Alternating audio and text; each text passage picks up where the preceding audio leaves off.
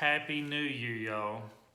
Mama used to always say that whatever you do on New Year's Day is something you're going to do the rest of the year. So what y'all got going on today? Me, I'm gonna clean house.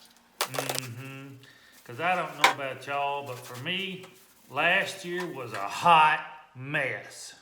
And we gonna keep it clean this year. That's right. Tell you what else I'm gonna do today. I'm gonna watch some football. War Eagle. We in a bowl game, and it's today. Some team, is way up there in the northwestern part of the country, I reckon. I don't even know where it is exactly, but I guess it's about as far away from the Southeastern Conference as you can get. So maybe Washington, Alaska, who knows? Well, anyway, who wants to play a little game? Yeah, we're going to play a little game. It's called Forget What You Think You Know About Geography, because I'm going to confuse you. Well, that's what it's called. So anyway, the subject of these 3 rounds, we're going to do 3 rounds today, because y'all probably don't want to listen to me do 7 rounds again. So we're going to do, all of them are going to be on the Northwest Territory, okay? All of them have to do with the Northwest Territory. Keep that in mind. All right, round 1. In 1893, way up yonder in the Northwest Territory, they wanted to commemorate the 400-year anniversary of Columbus sailing the ocean blue. Only they was running a year behind. And they named this big doings, they named it the Columbian Exposition. And this was a time of great innovation in America, folks. And so here's just a few of the many innovations that were put on display at the Columbian Exposition. Okay, the world's first Ferris wheel. Y'all ain't gonna believe this. Juicy fruit gum dates back to 1893. Cream of wheat. The world's first smashed souvenir penny. And the world's first brownie was sold at the Columbian Expo. And Pabst Blue Ribbon won the blue ribbon at the Columbian Expo. That ain't all, folks. They went out and hired the country's hottest design firms to design this whole thing. They called it the White City. And they hired John Root. They hired old Dan Burnham. They hired good old Freddie Law Olmsted to do the landscaping and a whole host of others. And there was this one old boy they put on the team, and he didn't want to design a neoclassical like all the rest of them. He ended up designing this old boxy looking thing, and they all made fun of it. He was probably just jealous because he couldn't cut it down there at that college they had. What was it called? L'École des Beaux-Arts à Paris, France. What'd you say? Oh, sorry, folks. Pardon my French, I said it wrong. It's the School of Fine Arts down there in Paris.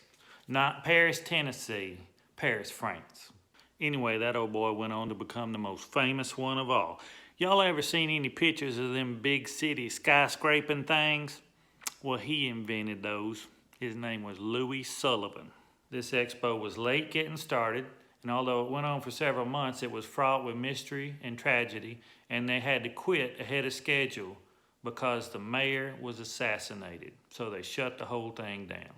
So round 1, the question is, where was the Columbian Exposition? What city? Okay, if you can get that right, I'm gonna give you a button. Let's see, which one am I gonna give you? What about this one right here? Out of order. That's your prize if you get this right. Put it in the comment section down below. Round 2 is about America's first serial killer. This guy was Fruit Loops and pure evil at the same time. Now he made Jack the Ripper look like Mr. Rogers. He was way more cruel in the way we would torture and kill his victims. Not only that, he was like the poster child of why we have building codes, building permits, and architect stamps today. He designed his own building. They call it the Murder Castle. And he didn't have public safety in mind, folks. What with all the gas lines and the hidden rooms and all the torture chambers inside.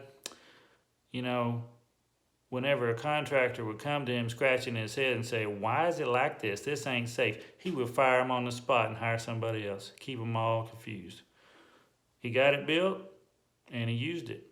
And folks, I know it's aggravating to have to deal with building permits, but this is why they're there, okay? Trust me. So, the question for round 2 is, what city was the murder castle back in the 1800s before they tore that sucker down? All right, the first person to guess that round 2 question right, I'm gonna give you a button. Listen right here. It's Mr. Rogers. Be kind. Don't be like H.H. Holmes. Okay, now, round 3. It's a fill-in-the-blank question. It's about a song covered by Jake and his brother Elwood. Well, now, 6 and 3 is 9. 9 and 9 is 18. Look over, brother, baby, and you'll see what I seen. Howdy, hey. Baby, don't you wanna go down to that same old place, sweet home blank?